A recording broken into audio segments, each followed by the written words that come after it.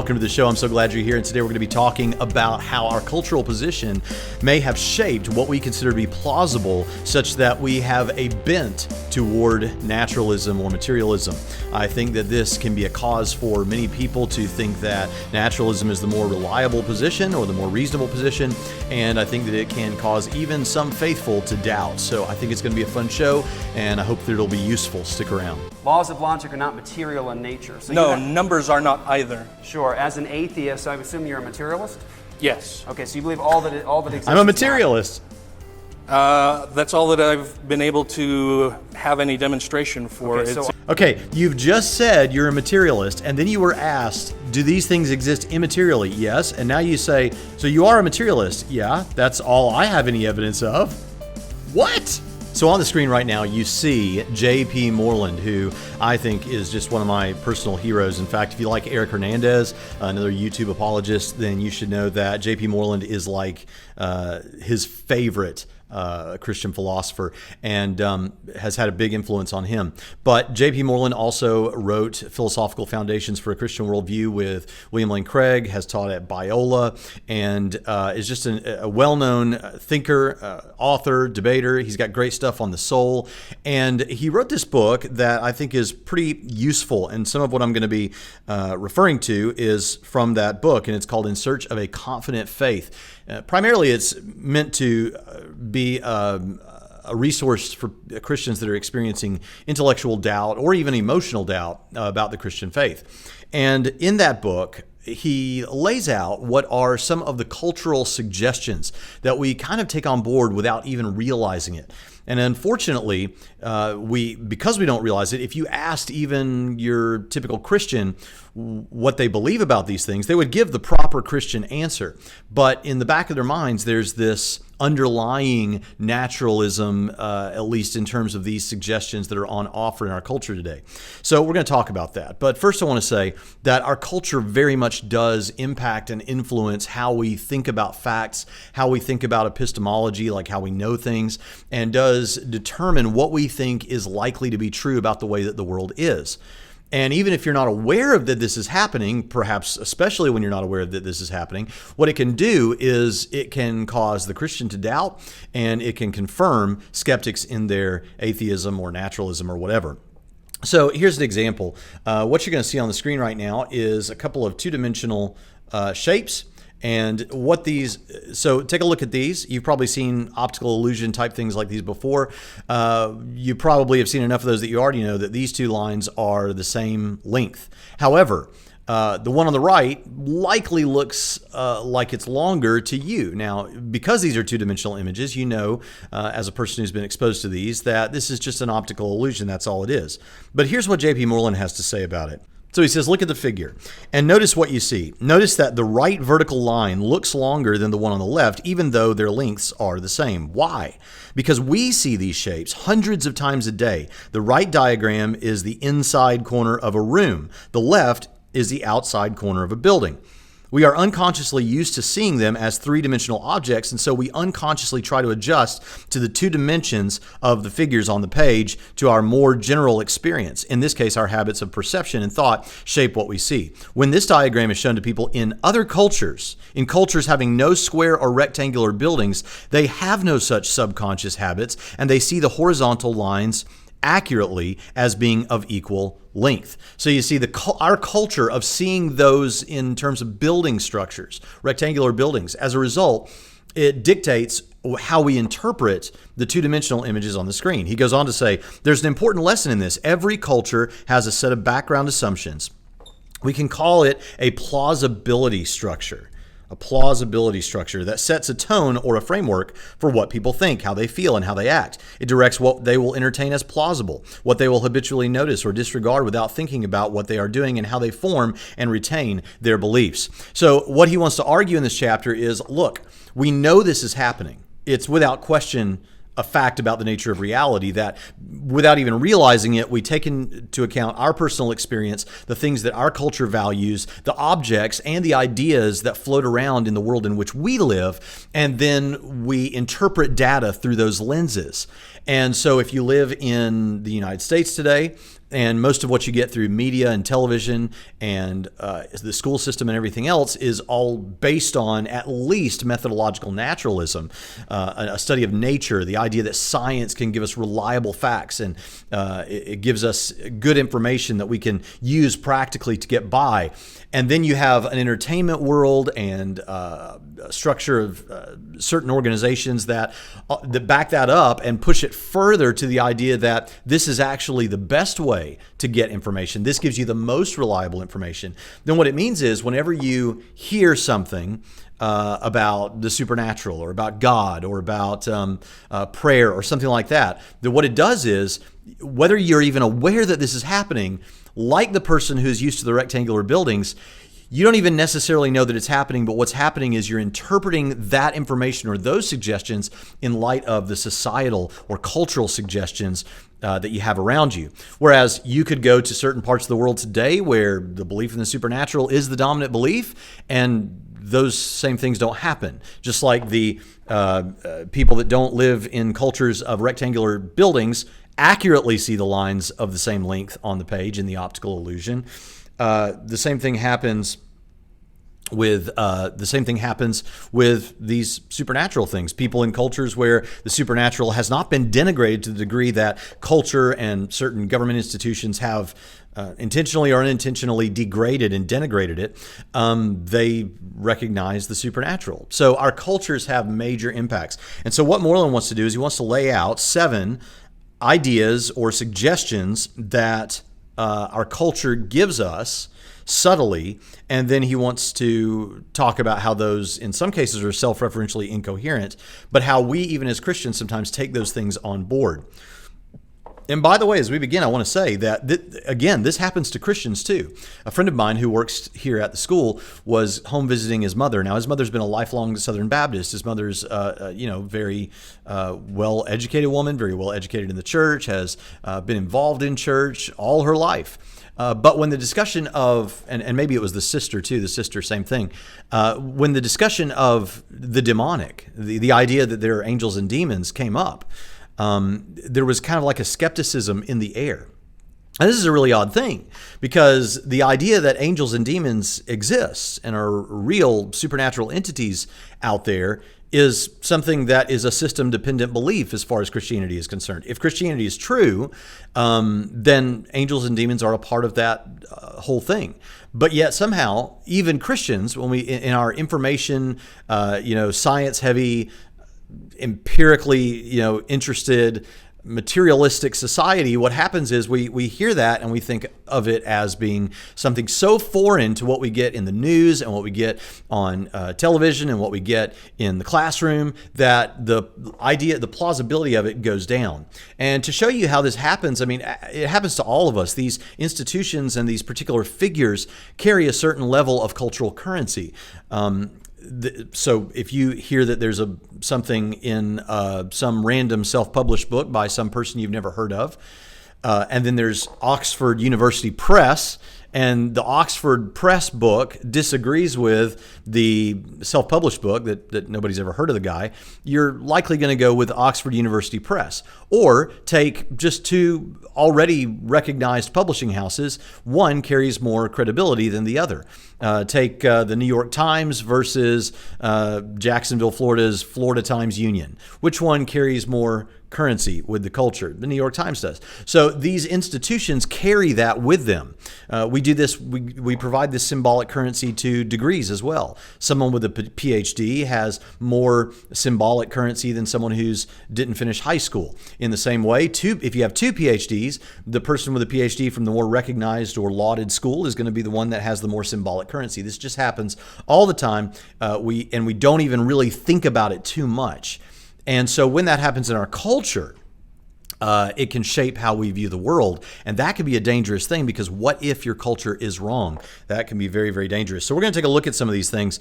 So here are the 7 of the background assumptions of our culture that can produce doubt, or for the skeptic or atheist can serve as confirmation. And the reason that I put on the thumbnail for this video something about skeptics are so gullible or something like that, it's kind of clickbait, but it's also true. The truth in it is that I think that many people who consider themselves skeptics and who are atheists, or who are atheists, are people who have taken on board these assumptions from our culture gullibly without necessarily thinking too much about them. And it's not surprising. I'm not saying you're stupid. Gullible is not the same as stupid. The thing is, most people, including me, often take certain societal suggestions without thinking about them too much. And so and if that's not you, if you have thought about these things deeply, then if the shoe doesn't fit, don't wear it. But I think for many of us, this has happened. So number 1, it is smarter to doubt things than to believe them. Smart people are skeptical. People who find faith easy are simplistic, gullible, and poorly educated. The more educated you become, the more you will become a skeptic. Okay, now, let me say, first of all, that skepticism in the sense that we're talking about here is, I think, can be a dangerous thing, and I'll tell you why in just a few minutes. I think there is something good about a healthy level of skepticism. I do think that that's a reasonable thing. And believe it or not, I'm kind of skeptical by nature. One of the reasons that I'm into apologetics today is because I think that at some point in my life, I wanted to see if there's good reason to believe this. I became a little bit skeptical myself. Unlike a lot of apologists, I never went through a time where I was an atheist or had a serious crisis of faith. Not really, not like others have. Mike Licona is another example, a friend of mine who is well-known in the world of New Testament scholarship, and he went through a serious time of skepticism, not about God's existence, but about the resurrection of Jesus. And so he challenged that. And so I think a healthy level of skepticism is a helpful thing. And it is true that the more you know, the more you are aware of how much you don't know. In a certain respect, I know much less now than I knew when I was 21. Now, that's kind of an equivocation. Obviously, I know more information now than I knew when I was 21, but I was more confident in and more sure of everything when I was 21. I thought I had the whole world figured out. This is a commonality with many 21-year-olds. Nevertheless, skepticism can go too far, and the reliance on skepticism as a way of conducting your life, or kind of as a principle for life, I think can become dangerous. Let me give you an example. The head of Skeptic Magazine is Michael Shermer, and here's what he let's see, that's not him. Here's a video I think made by either his organization or one like it that includes him, and let's get a taste of it. What is a skeptic? What is a skeptic? That's a mighty fine question right there. What is a skeptic? Skepticism has a long historical tradition dating back to the ancient Greeks, like when the philosopher Socrates observed, All I know is that I know nothing. What happened to the Parthenon? Of course, that kind of know-nothing skepticism is just silly. If you were skeptical about everything, you'd have to be skeptical about your own skepticism. Is it just me, or has he not really said anything yet? Modern skepticism is embodied in the scientific method. It's about gathering data and testing claims made about natural phenomena. That's phenomenal. But a claim becomes a fact only when it is confirmed by investigation and observation to such an extent that reason demands our temporary agreement. Okay, so now we're getting somewhere. We test, observe, and confirm claims, then they become facts, and we're done. That's easy. I can do that. Well, not so fast. All facts in science are provisional. That means they're subject to challenge, and ultimately, even to change. Oh boy, here we go. That means skepticism is a method leading to provisional conclusions. Oh, I am getting such a headache. But some claims, such as water dowsing, ESP, and creationism, have throw been tested creationism in and there. failed those tests so completely, so many times, that we can provisionally conclude they're not true. Sounds to me like you're just a big fat claim denier. No. We do need to test and investigate claims, but proper skepticism begins with a mind open to the possibility that the claim could be true. We just need to see the compelling evidence that the claim is true before we believe it. Okay, that actually sounds fairly reasonable. And when claims have been tested and the results are inconclusive, we withhold judgment and continue to formulate hypotheses and theories until we gather the evidence needed to reach a provisional conclusion. Okay, I see what you're trying to do here. You're trying to sound all reasonable so that people don't think you're a regular old cynic. Well, let me tell you something, Mr. Shermer. I am onto you, and that is so cynical. Okay, we don't have to see any more. The point here is I want you to see that, number one, you see skepticism being directly presented by Michael Shermer as the method by which we should conduct our lives and certainly conduct science and those sorts of things. Here's a couple of problems with that. First of all, what Shermer is advocating for is what we would call a local skepticism. You have global skepticism and local skepticism. Global skeptics are skeptical of everything. And so, like literally everything. People like Matt Dillahunty and others will say that I've even heard him admit that he's kind of a presuppositionalist. He has to just kind of presuppose certain things and then start from there. Like that we can reason to a certain degree and discover facts and truths and things like that. That we can trust our senses to a certain degree, things like that. So a global skeptic is skeptical about everything. And if you ask them, are you skeptical about whether you're skeptical? Yes, I'm skeptical of that. So that just leads to an infinite regression that you can't escape. So there's global skepticism. Local skepticism is a little bit different. Local skepticism is we grant certain things, right? Like I said, Dillahunty, we grant certain things because we have to have a starting point somewhere. And then from there, we're skeptical. The problem is it's very difficult for local skepticism not to bleed over into global skepticism if you push them far enough. But here's one of the bigger problems with skepticism. One of the bigger problems is that you get to choose, and you may not even be aware that you're doing it, but you get to choose what you're going to be skeptical about. For example, take your average skeptic who is not a working scientist and is not a working philosopher, just your average person who's a skeptic. Maybe they got a YouTube channel. And so they say, hey, we ought to be skeptical of things. We shouldn't believe things until they're demonstrated to be true, until we've seen it. We got to be able to prove this using the scientific method, and then it has to be repeatable. Like he said, it's provisional. It could change in the future, but we're not going to believe something until it can be demonstrated, whatever in the world that might mean, and that we could perhaps repeat it. Really good evidence for it and that sort of thing. Okay, great. High five.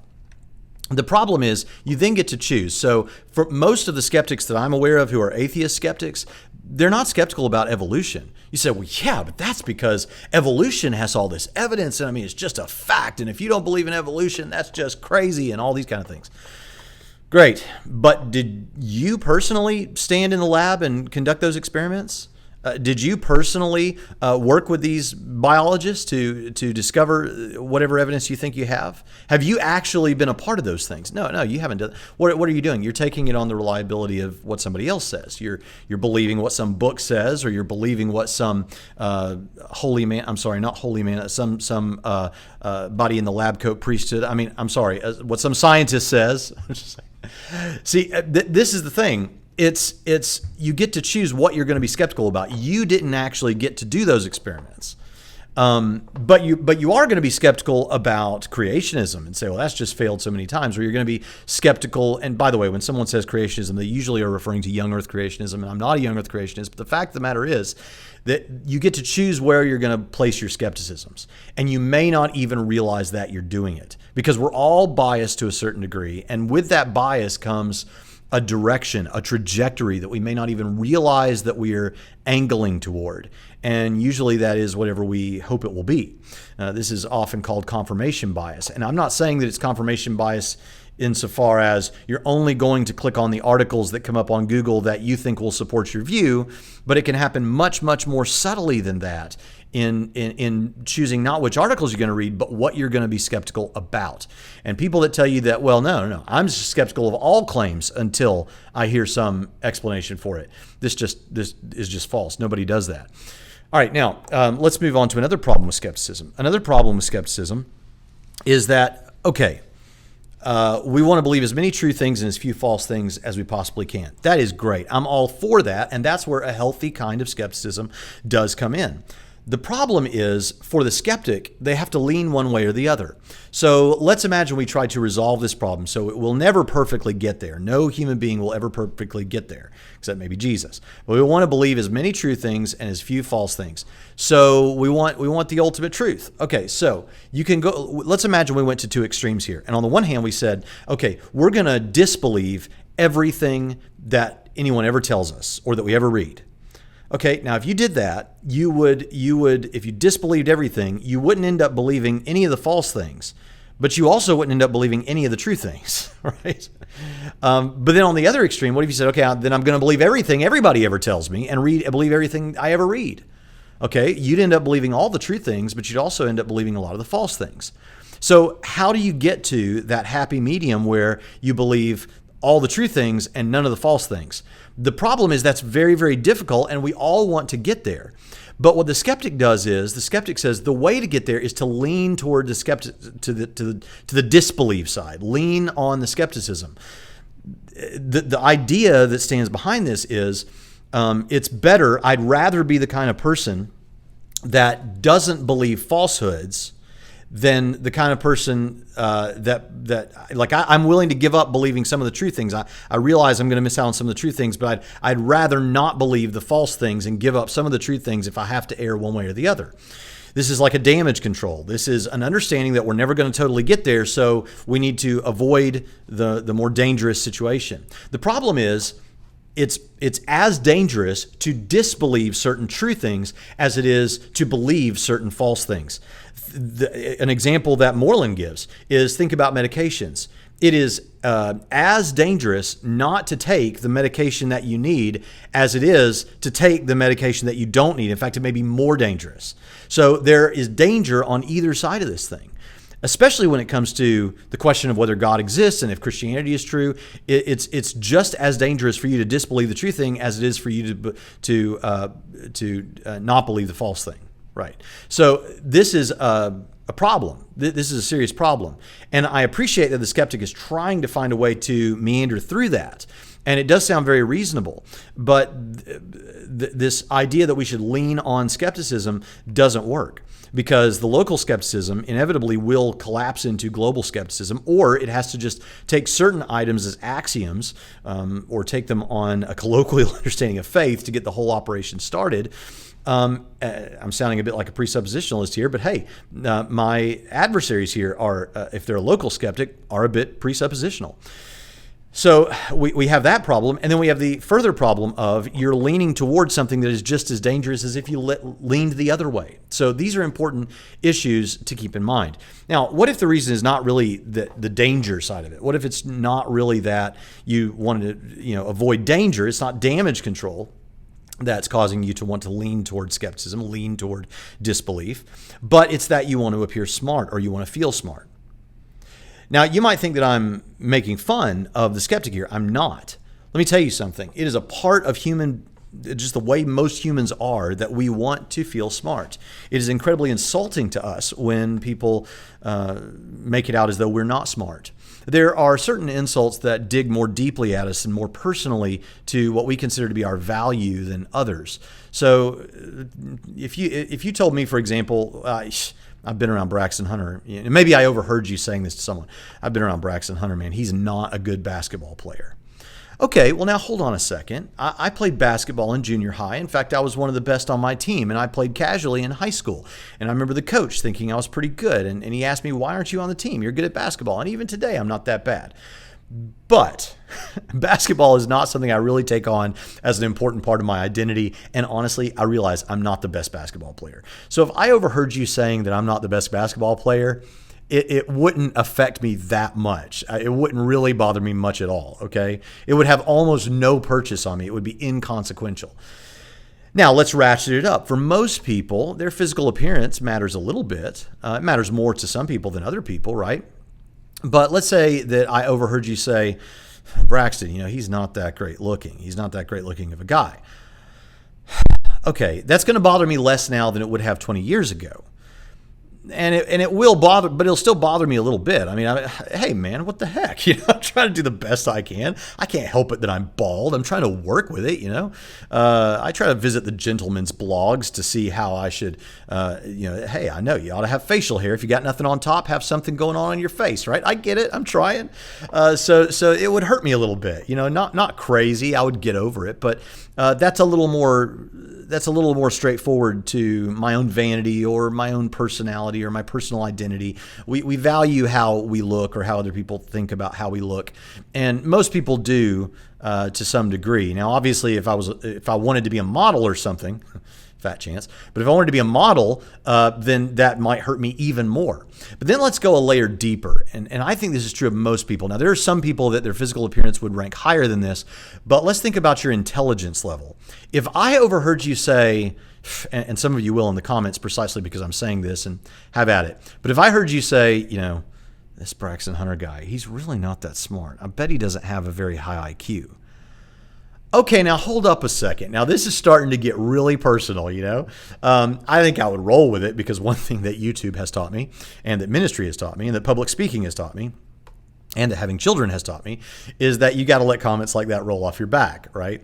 Nevertheless, that would be a little bit personal. Why? Because for all of us, especially the kind of people who'd be watching a video like this or interested in these kind of topics, our intelligence, our IQ, how smart we are, is kind of personal, okay? It's kind of one of the things that we want people to think that we're smart. Atheists who are interested in this, they want people to think they're smart. Christians want people to think that they're smart. It's just a part of who we are. And as a Christian, we're to esteem others as higher than ourselves, and so I should be, that shouldn't bother me that much. But I'm a human being and I'm imperfect, and I would have problems with that. And I think most people, especially the kind of people again who are interested in this kind of content, are that way. We don't want to appear dumb. We don't want to appear unintelligent. And so when you come to skepticism, the idea is, well, maybe I don't believe because I don't want to be duped. I don't want someone to pull the wool over my eyes. I don't want to be believing something just because I'm told that it's true. And so you lean towards this skepticism, especially when the people that you consider to be the smart people hold that position. Okay, well now I want to identify with them for sure, so this can happen. By the way, this happens with everybody. I'm not just saying that this is an atheist thing. This happens with everybody. But in such a case, you're leaning toward don't believe instead of leaning toward do believe in that scale we're talking about, precisely because you don't want to appear unintelligent. However, that works both ways too. Just like the danger issue, that works both ways. So for example, if you lean toward disbelieve on certain facts that you probably should believe, you're also going to appear ignorant or not very reliable or maybe unintelligent. Maybe you lean skeptical on whether or not we are on a spherical earth, right? Okay, some people are going to consider that kind of person not really all that smart. Now, whether that's fair or not is up for grabs, but I'm just saying it can go either way. So I don't think skepticism gets you to that point where you really want to be. And if the goal is to believe in true things, believe true things, I'm going to lean a little bit toward truth with a healthy skepticism still in hand. So it's a balance, but I don't get this lean skeptical sort of a thing. I just don't understand where that's going. All right, so that's the first thing that Moreland says. Okay, the second thing is university professors are usually unbelievers because they know things unrecognized by average folks that make belief in the Bible a silly thing to have. So he's saying this is another suggestion that's in our culture is, hey, these university professors are usually unbelievers because they know things unrecognized by average folks. Now, here's the thing. The question of where you get this kind of what has, and I'm not calling it this, but what has unfortunately been called a village atheism is very much among the average readers. So here's a statement from William Lane Craig that came, I'll put it back on Moreland now, but here's a statement from William Lane Craig that was after a debate, I think. This is Wintry Night provides this to us. This was William Lane Craig after the April 7, 2011 debate with Sam Harris at Notre Dame. And here's what Craig says. Quote, I wonder, is something culturally significant is going on here? Several years ago, I asked the warden at Tyndale House in Cambridge why it is that the British society is so secular when Britain has such a rich legacy of great Christian scholars. He replied, oh, Christianity is not underrepresented among the intelligentsia. It's the working classes which are so secular. He explained that these folks are never exposed to Christian scholarship because of their lack of education. As a result, there is a sort of pervasive, uninformed village atheism among them. I wonder if something like this could be happening in the States. I was surprised to see the number of blue-collar folks from the community buying Harris's book and thanking him for all he has done. They didn't seem to have any inkling that his views had just been systematically exposed as logically incoherent. The intelligentsia have almost universally panned Harris' recent book. Read the reviews. Yet it is lapped up in popular culture. Wouldn't it be amazing if unbelief became the possession of mainly of the uneducated? So this idea that, and you can go look at the Pew Research data on this. I think 2017 has it, where the highest educated religious people seem to be still as religious as the less educated religious people. So this is an interesting idea, but number one, it's just an assumption. It's just a suggestion of the culture that the intelligentsia know stuff that you don't know, so you should just believe them. I mean, after all, when a Christian apologist becomes interested in, say, William Lane Craig's work or Richard Swinburne or somebody like that, they go devour their work to try and see what is it that they're saying. Why should I believe that this is true? How can I use this in my own life in talking with people? But then, often, though not always, often what I hear from many skeptics is, Sean Carroll figured all that out. I mean, Sean Carroll completely demolished William Lane Craig in the debate. Oh, really? How did he do that? Well, you just go watch the debate. I mean, just go see for yourself, right? It's almost like just an appeal to authority. Now, again, that's not fair because that's not everybody. And if it's not you, if the shoe doesn't fit, don't wear it.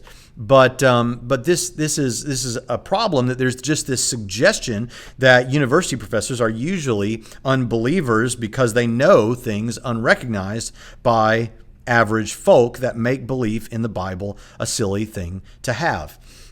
This goes into, let's see the next thing. Religion is a matter of, this is the next suggestion. Religion is a matter of private, personal feelings and should be kept out of debates, political and or moral, in the public square. Obviously, that has been a suggestion. I think it's less a suggestion now than it used to be. However, it's still there. And I'm inclined to agree with my atheist and skeptical friends on this one, that that's absurd. I mean, if we're talking about what's true about the nature of reality, that can be a matter of public debates. We should be able to talk about that. We should be able to kick that around. And I'll go a step further with what I said in my last video. I'm not going to just respect someone's belief just because it's their belief. I'll respect them as an individual. I'm not going to respect their belief just because it's their belief. All right, but this leads us into number 4. Science is the only way to know reality with confidence, or at least it is a vastly superior way of knowing reality than other approaches, e.g. religious ones, and science has made belief in God unnecessary. I hear this one more than I hear anything else. Not from regular folks, but from people on YouTube and online. Okay, so at this point, what I want to do is I want to show you something. This is Francis Collins. Francis Collins was the head of the Human Genome Project, one of the most incredible scientific advancements in our day. And he is today a born-again Christian believer. And people will often point out about Francis Collins that, well, he didn't become a believer because of science. Well, whatever. That's not really the point I'm making. The point I'm going to make by showing you this video will be evident by what he says. But he wrote a book called The Language of God that came out over 10 years ago now, I think. But incredible book. But it's a good book, and you should read it. And if you're a theistic evolutionist out there, Collins is a theistic evolutionist. We'll hear a bit about that right now. But I want you to hear what he has to say about the suggestion in our culture that we just heard about, that kind of science is the way to know things. Let's hear what, or at least the most reliable way. Here's what he has to say. Science is about trying to get rigorous answers to questions about how nature works. And it's a very important process that's actually quite reliable if carried out correctly, with generation of hypotheses and testing of those by accumulation of data, and then drawing conclusions that are continually revisited to be sure they're right. So if you want to answer questions about how nature works, how biology works, for instance, science is the way to get there. Science. Okay, now notice what he's saying. He's saying if you want answers about how nature works, we're going to come back to this, but how nature works, that's the field that science is supposed to be approaching, right? Is the natural universe, the natural sciences. All right, here we go. Scientists believe in that, and they are very troubled by a suggestion that other kinds of approaches can be taken to derive truth about nature. And some, I think, have seen faith as therefore a threat to the scientific method and therefore to be resisted. But faith in its proper perspective is really asking a different set of questions, and that's why I don't think there needs to be a conflict here. The kinds of questions that faith can help one address are more in the philosophical realm. Why are we all here? Why is there something instead of nothing? Is there a God? Isn't it clear that those aren't scientific questions and that science doesn't have much to say about them? Okay, now notice something. We so often hear, well, where's your scientific evidence? Someone said the other day, where's your demonstration that God exists or whatever? And I said, okay, now, I don't want to be obtuse, but do you mean by demonstration something like science or something sciencey? Well, yes, that's how we understand what's true and what's not. I say, okay, well, then that betrays a non-scientific philosophical underpinning here, doesn't it? That science is the best or most reliable way to get to the truth. By the way, do you notice something about this one?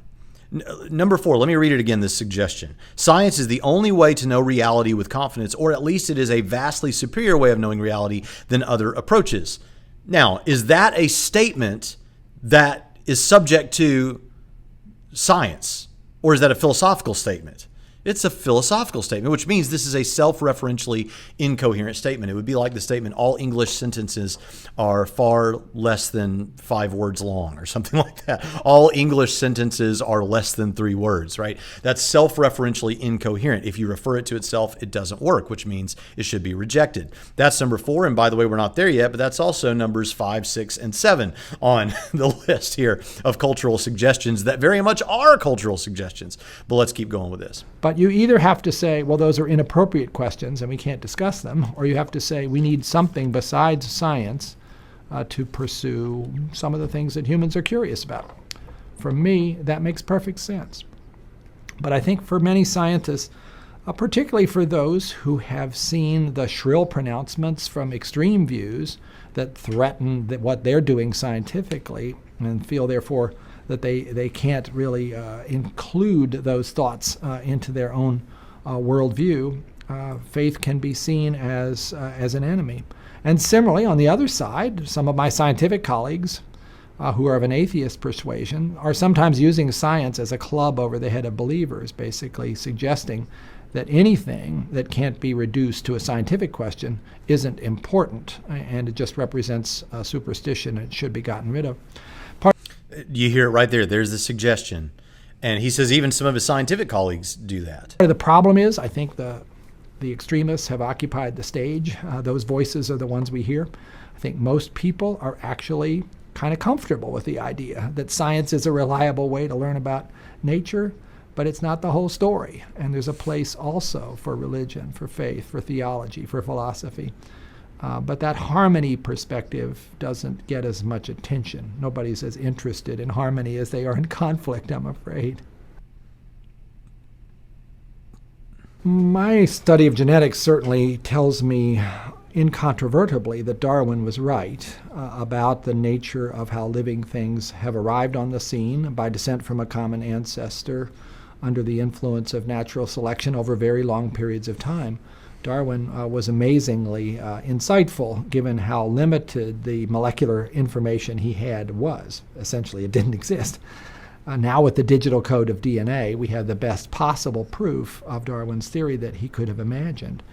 So that certainly tells me something about the nature of living things.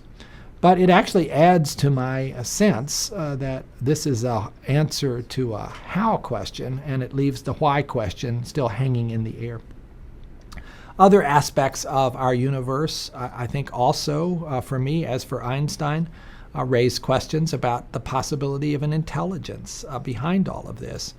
Why is it, for instance, that the constants that determine the behavior of matter and energy, like the gravitational constant, for instance, have precisely the value that they have to in order for there to be any complexity at all in the universe? That is fairly breathtaking in its lack of probability of ever having happened, and it does make you think that a mind might have been involved in setting the stage. At the same time, that does not imply necessarily that mind is controlling the specific manipulations of things that are going on in the natural world. In fact, I would very much resist that idea. I think the laws of nature potentially could be the product of a mind. I think that's a defensible perspective. But once those laws are in place, then I think nature goes on, and science has the chance to be able to perceive how that works and what its consequences are. All right, so there you have it. So here we have a scientist today saying, yes, the suggestion is that even from scientists, and we certainly know from pop culture and certainly from atheist YouTubers, the idea is that if something doesn't come to us from science, now I'm not going to go so far as to say that you have a full-blown scientism. I think sometimes that is going on, but people have become keen to the fact that that's what's going on. And so they've changed the language a little bit. It's not, so scientism, a full-blown scientism or a hard scientism would be something that says science is the only way to come to truth about the way the world is. Okay, but a soft scientism would say something like science is the best way or the most reliable way, and that's mostly what we hear now. It's still a scientism, it's just a soft scientism instead of a hard scientism. So make sure you don't let people get away with that. That's still going on there. Now, most of them are happy to admit something like that. The problem is what Collins just pointed out here is absolutely right, that science studies the natural world. So questions that go beyond nature, they require a different sort of utensil to study them. Philosophy is one of those things. History could be considered a soft science, but history is a different way of discovering the truth about the way the world is, or at least the way the past was. And there's also experience. I mean, experience is a certain way to do it. So when people ask me, you're an apologist, do you believe in religious experience? Do you believe that that's a way to, gain evidence and facts about the way the world is? Yeah, I do. Now, the thing is, I can't use my personal experience of God to demonstrate it to you. It's like when we were talking about prayer the other day. I very much think that prayer has served as a powerful confirmatory piece of evidence or field of evidence for me personally, and I know it has for many other people, but I don't think it's the purpose of prayer to be an evidential thing. That's a personal, relational thing between us and our God. It's not necessarily going to be, I don't think it's intended to serve as evidential for outsiders or to the external world. I don't think it's meant to be an apologetic. Now, sometimes you do get radically answered prayer that does work out in such a way that it's just happenstance. It does serve as evidence for other people. And I'm not saying God doesn't occasionally do that intentionally. I'm just saying that I don't think that's the function of prayer. But the point is, we've got all these other areas, experience, history, philosophy. There's all kinds of ways to come to truths about the way that the world is or the way that the world was. And as others have said, and as I said in the Dillahunty debate, okay, what you're saying when you say that science is the best way to get at the truth about the way the world is, it's like you're saying you have a metal detector here, and this metal detector is just phenomenal. I mean, every time there's metal, it chirps. I mean, it's an incredible metal detector. And so, every time I go out on the beach, it's right there. It detects the metal. And since it's such a good metal detector, therefore, sand and water and trees and birds and fish do not exist. Well, now hold up a second, or likely don't exist, or that we have no way to study them. That's absurd, right? That's absurd. The metal detector represents science. Science is really good at what it's supposed to do, which is to study the natural world. It gets us, when done rightly, good information about the natural world. It's the metal detector aimed at one thing, metal, right? But that doesn't mean that the supernatural does not exist. It doesn't mean that the immaterial does not exist. And as a result of that, we just need other devices to get at those things. So I think philosophy is a great way to get at those things. And if supernatural things are alleged to have happened in the past, then history is a good way to figure out what evidence we have for that. So I think we have other avenues of knowledge, but to say the metal detector is so good, therefore we can't study sand and trees and stuff like that, that's just absurd. It just logically fails. It doesn't work. And so that's why that needs to be gone. But that is one of the suggestions that we get from our culture. Number 5, we can know things only through our 5 senses. Now, this is a similar claim. If I can see, touch, taste, hear, or smell something, then it's real and I can know it. But if I can't sense it in one of these ways, I can't know it's real and I must settle for a blind, arbitrary choice to believe in it. All right, so materialism is very much the suggestion of our culture today. Here's the problem. Materialists affirm materialism, but a thoroughgoing materialism just doesn't work. For example, what about the immaterial things that we kind of have to believe are real in order to function? What about the laws of logic, for example? What about perhaps numbers exist that way? In fact, I want to show you a great moment from a debate. Some people will be surprised that I'm putting this up here. But on the right, we have James White and Jeff Durbin, and they're presuppositional apologists. And then we have a couple of atheists. Let's see, Greg Clark and Dan Ellis. I think Dan Ellis is the guy in the red shirt, but I could be wrong. So anyway, they're debating, does God exist, or does the triune God of the Bible exist? But now this debate was wild, okay? I think that White and Durbin, even though I'm not a presuppositionalist, I thought they did a really good job. I thought the guys on the left, it was shocking. In fact, I would encourage everyone to watch this debate. But I want you to see what Jeff Durbin, this exchange that he has with the guy in the red shirt. I'm guessing that's Dan Ellis. And I want you to notice something. I want you to notice here, make sure I have it on single speed, not double speed.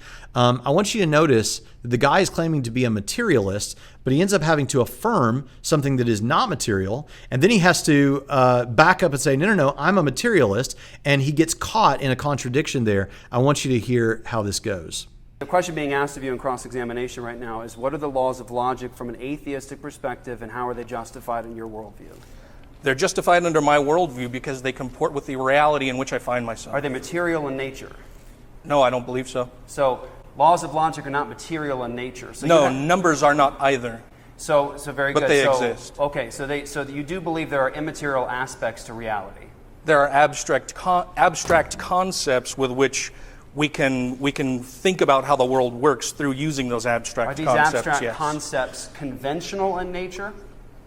Tell me what you mean by conventional in nature. Do we determine and stipulate as humans what these laws of logic are? Are they conventional? We determine what they are. I don't understand your question still.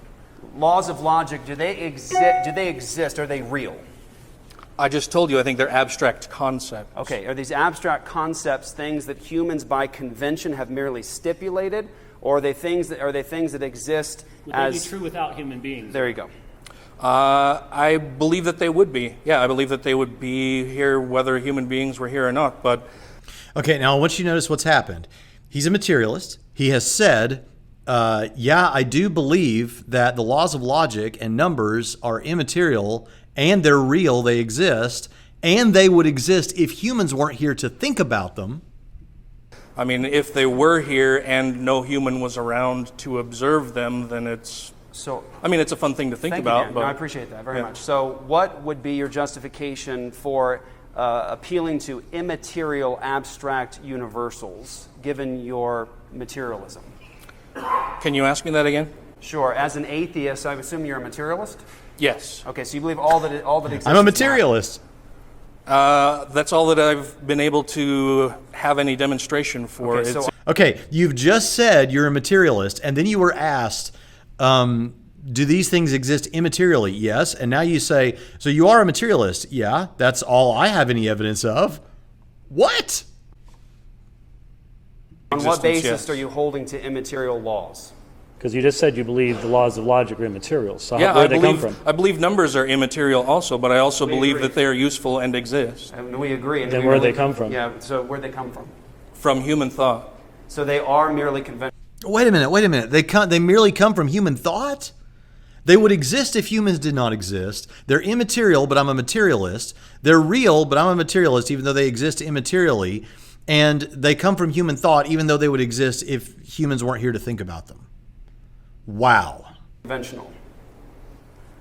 What do you mean by merely conventional? Human beings convene and stipulate what a law of logic or a law of arithmetic is. No, I just told you that I believe the laws of logic would be around whether humans created them or thought of them or were around to recognize them or not. I appreciate that. If I could ask Dr. Clark. Oh man, I love it, and James White seems to see it too. I wish I could get back to the face, but James White's sitting over there like laughing, like, does he not see it? Now he probably, I don't know if he didn't see it or he got into the middle of this and recognized some cognitive, where he needed to do some theoretical accommodation in his own worldview, and then there was just a cognitive dissonance about it. I don't know, but the bottom line is, this was my favorite part of this debate. It delighted me because what we had, not because I want to see this guy embarrassed or anything like that, but because I think what we see here is someone who is dogmatically affirming materialism, but at the same time has to affirm the reality of the immaterial, but then because of his commitment to materialism has to go back to materialism. It's a contradictory worldview. It doesn't make any sense. And this is where I have some sympathies, I guess, lately with the presuppositionalists that I've been listening to. There's a shout out to Eli Ayala, friend of mine, who's a presuppositionalist debater. So we can only know things through our five senses. Okay, and again, here at number 5, we can know things only through our five senses. Is that not something that was reasoned to? In other words, isn't that something you don't know on the basis of your five senses? Doesn't that mean that number 5 is self-referentially incoherent? But yet it very much is a suggestion of our culture. Number 6, if we can't get the experts to agree on something, like the existence and nature of God, abortion, or life after death, then we just can't know anything about it. Now, I think the kind of people that watch this channel, whether you're an atheist or a theist, I don't think you buy this as much. But in our culture, the suggestion often is, well, there's disagreement about that. And so instead of thinking more deeply about it, we just, well, then who knows? And that is dangerous, whether you're an atheist or a theist, whichever side of this you want is your side and you believe or you want to be true. This is dangerous because the last thing we want is people just throw up their hands and say, I'm not going to mess with this, and let the scholars and the scientists and the philosophers figure it all out, and then when they all agree, they can tell me, because first of all, they could all be wrong. Even if they did all agree, they could all be wrong, right? And that has happened in human history. But there'll always be a disagreement. So that's an important piece of this, I think. And so we reject that one, and I think most of you would too. 7, enlightened people are tolerant, non-judgmental, and compassionate. They are unwilling to impose their views on others. Defensive, unenlightened people are the dogmatic, ugly, polar opposites of enlightened folk. Let me tell you something. There are quite a few dogmatic and not very friendly people out there, and very defensive people on both sides of this issue. So we need to reject that. Just because someone is trying to enforce their views on others, or because they're dogmatic or whatever else, doesn't mean that their belief is true or false, right? So the point is, we've got these 7 cultural suggestions that are very much out there in the culture, and that I think we have to admit we tend to take on board without realizing it.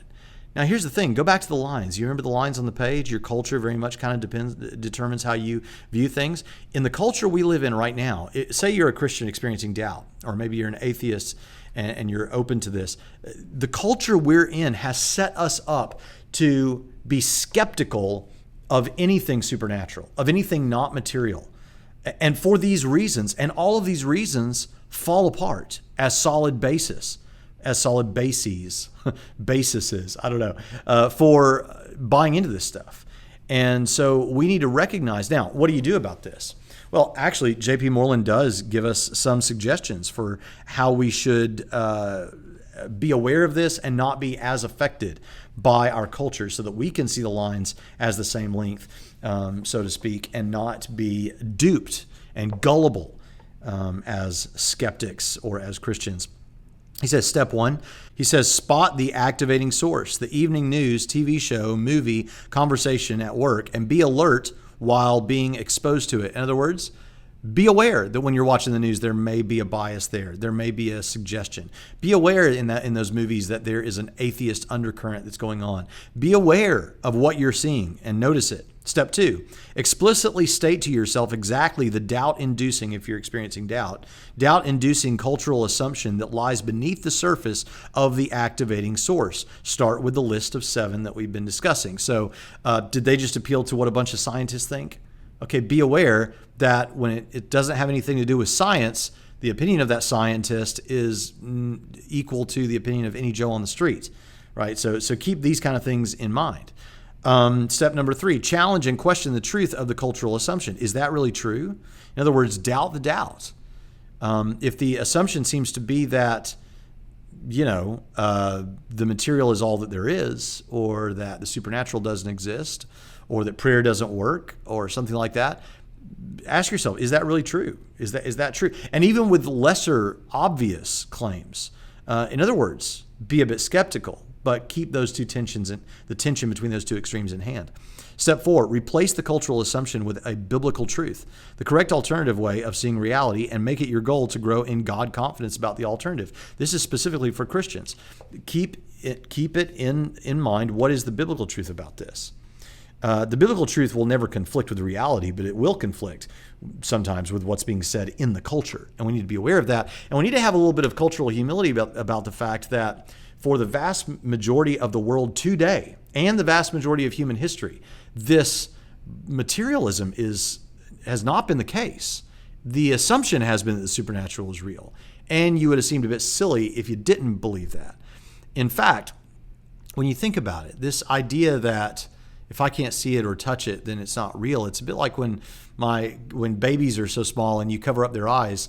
In their mind, you don't exist anymore because they can't see you, and so they freak out, right? At least that's what all the baby books said was going on. I don't know if that's what was really going on. But that's kind of like what this is to extrapolate it out to where we are now. And in that sense, it's a bit, and I don't mean any offense by this, but that view, not you as an individual holding that view, but that view is a bit shallow. It's a bit short-sighted. It doesn't understand or appreciate the beauty and the depth of the ways that we can take in knowledge, and certainly of Christianity, which I think the evidence and the reason bears out the best. So I thank you for showing up today. And hey, if you appreciate what we're doing here and you like these videos, make sure to contribute to us at Patreon. You can do that. Listen, as the giving goes up, the more responsibility I feel to make more of these videos. Like this past week, I only made one video because I was out of town speaking at Purdue University. And by the way, there was a girl there named Lisa. And Lisa, nobody will know who you are, Lisa, but Lisa came to the talk I was giving there. She said she used to be a real big atheist experience, Matt Dillahunty type girl, and then she's now leaning back towards the truth of Christianity. Why? Because of exactly what we've said, that it does seem so much deeper. The history of mankind seems to point to something much deeper. In other words, the evidence that I'm seeing seems to point to something much deeper. And so thank God for that, Lisa, and I hope that others will follow you in that abandonment of that sort of a worldview. But if you believe in this sort of stuff and want to keep it going, believe it or not, we don't have a whole lot of patrons, and it helps us out when you give. So you can click in the top right-hand corner of this screen, or you can go to patreon.com/TrinityRadio, and we will try to make the show better as we go on, and I will try to make more content more regularly. So thank you all so much for being here, and I'll see you next time on Trinity Radio.